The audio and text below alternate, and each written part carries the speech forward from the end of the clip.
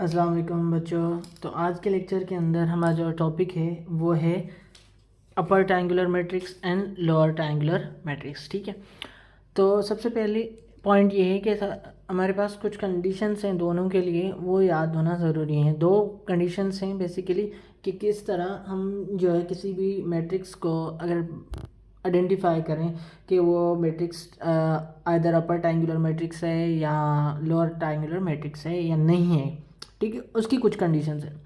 तो सबसे पहले हम डिस्कस करते हैं अपर ट्रायंगुलर मैट्रिक्स को कि अपर ट्रायंगुलर मैट्रिक्स होता है क्या है। अपर ट्रायंगुलर मैट्रिक्स के लिए सबसे पहली पॉइंट जो कंडीशंस दी हुई है हमारे पास, ठीक है, वो ये है कि आपका मैट्रिक्स जो है स्क्वायर मैट्रिक्स होने चाहिए। ये मस्ट कंडीशन है, ठीक है, कि आपका मैट्रिक्स जो है वो क्या होना चाहिए, स्क्वायर होना चाहिए। दूसरी पॉइंट ये है कि all elements below the main diagonal are zero. मतलब ये हमने लास्ट टाइम डिस्कस किया था कि आपके पास जो डायगोनल एलिमेंट्स कौन सा होते हैं, वहाँ वो होते हैं मेन डायगोनल, जहाँ पर I and J both are equal, यानी ठीक है, ये वाला हमने डिस्कस किया था, सही है। तो अगर हम पॉइंट को नोट करें, ठीक है, तो ये कहना ये चाह रहा है अपर ट्रायंगुलर मैट्रिक्स के आपके जो मेन डायगोनल है, ठीक है, सबसे पहली पॉइंट ये स्क्वायर हो गया। मेन डायगोनल, तो मेन डायगोनल का हमने डिस्कस किया था कि वो वाले जहाँ पर आई एन जे यानी रो एंड कॉलम दोनों बराबर हो। ये वन रो फर्स्ट कॉलम, ये second row second column, third row third column है, ठीक है, तो ये तीनों बराबर। तो ये उसके बाद ये कंडीशन ये बोल रहा है कि जो मेन डायगोनल्स हैं उनके नीचे जितने भी एलिमेंट उनसे नीचे, तो वो क्या होना चाहिए, ज़ीरो होना चाहिए। अगर हम नोट करें, अगर मैं इस ट्राइंगल को अपर ट्राइंगुलर बनाना चाह रहा हूँ, सॉरी इस मैट्रिक्स को अपर ट्राइंगुलर मैट्रिक्स बनाना चाह रहा हूँ, तो मुझे क्या करना पड़ेगा, A1 A21 A31 A32 की तीनों के तीनों वैल्यू क्या होनी चाहिए, ज़ीरो होनी चाहिए। ठीक है, तो इसको मैं क्या करता हूँ, यूँ कर देता हूँ। ठीक, 1 2 3 0 2 4 0 0 5 5। अब देखो ये वाले क्या हैं, आपके main diagonal element. Main diagonal के नीचे जितने भी एलिमेंट्स हैं वो आपके क्या हैं, जब ज़ीरो के ज़ीरो हैं, तो ये आपका क्या हो जाएगा, अपर ट्रायंगुलर मैट्रिक्स। ठीक है, ये चीज़ें अगर सिंपल दो स्टेटमेंट है, अगर एमसीक्यूज़ के हिसाब से आ गए तो कैसे होगा, वो ये होगा कि I and J is equal to zero कहाँ पर होंगे, जहाँ पर आई की वैल्यू क्या होनी चाहिए, जे से बड़ी होनी चाहिए। मतलब जो रो है वो उससे बड़ी होनी चाहिए पोजीशन में, मिसाल के तौर कैसे। अब देखो यहाँ पर जो हमने बोला ये तीनों क्या हैं, बिलो द डायगोनल एलिमेंट्स हैं, तो मेन डायगोनल्स के बिलो है, ये तीनों हैं। ठीक है, अब यहाँ पे देखो इसकी रो कौन सी है, सेकंड, और कॉलम कौन सा है, फर्स्ट। तो आर जो मतलब जो आई है वो जे से बड़ा है, बिल्कुल बड़ा है, क्योंकि आई की वैल्यू जो है 2 है। अगर यहाँ पे देखें तो 3 एंड 1, तो यहाँ भी नोट करें तो आई की वैल्यू क्या है, ग्रेटर है। फिर अगेन यहाँ पे देखो 3 2, तो ये क्या हो जाए, तो यहाँ पे भी आई की वैल्यू ग्रेटर है। तो ये कंडीशन बहुत इंपॉर्टेंट है, आपने याद रखनी है। ये क्यों इंपॉर्टेंट है, फॉर एमसीक्यूज़ के बेसिस के ऊपर।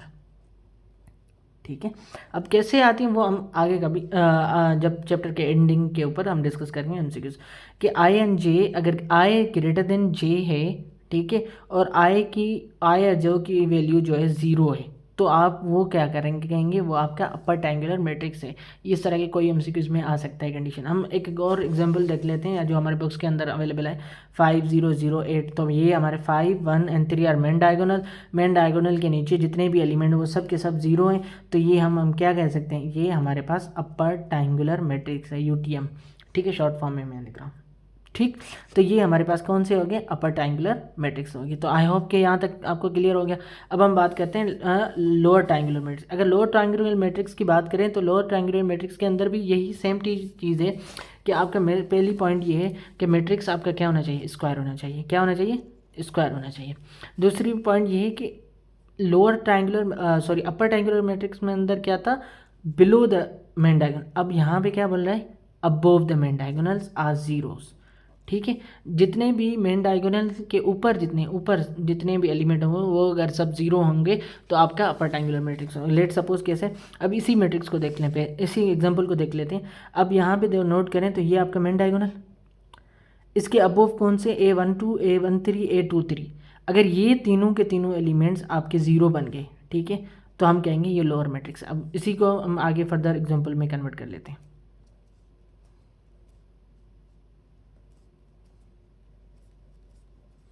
ठीक। तो अब यहाँ पे देखें, ये आपका कौन सा हो गया, अब बोथ द डायगोनल मैट्रिक्स सारे के सारे क्या हैं, ज़ीरो हैं।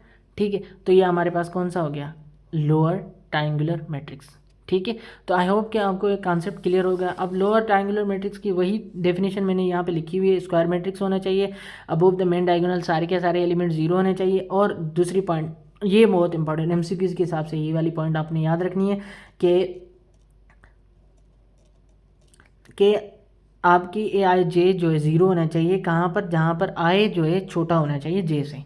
ठीक है, अब इसको भी प्रूव कर देख लेते हैं। ठीक है, एक बार अब देखो यहाँ पर नोट करें, जैसे मैंने एग्जांपल आपको यहाँ पर दिया था। ठीक है, अब मैंने क्या बोला है कि आपका आई जो है जे से छोटा होना चाहिए, तो वहाँ पर जो है ए ऑफ आई जे जो होंगे वो ज़ीरो होंगे। ठीक है, तो ये अगर स्टेटमेंट आपको याद है तो बात खत्म है। ठीक है, अब देखो ये 1 1 है, ये इक्वल है। ठीक है, ये उससे नीचे वाली पोजीशन में क्या है, आई ग्रेटर है, तो ये हो जाएगा उसमें, इसमें तो ज़ीरो नहीं है, इसमें देखें। अब देखो ये कंडीशन ये है कि आई लेस देन जे से, यानी उल्टा पढ़ना चाहे तो जे बड़ा होना चाहिए आई से। यहाँ नोट करें इस पॉइंट पे। ठीक है, ये वाली पॉइंट, ये कौन सा कॉलम है, सेकंड कॉलम है, और रो कौन सी है, फर्स्ट है। तो यहाँ पर आई जो है वो लेस है जे से, यानी फर्स्ट है और ये 2 है, तो जाहिर सी बात है 2 ग्रेटर देन 1 है। ठीक,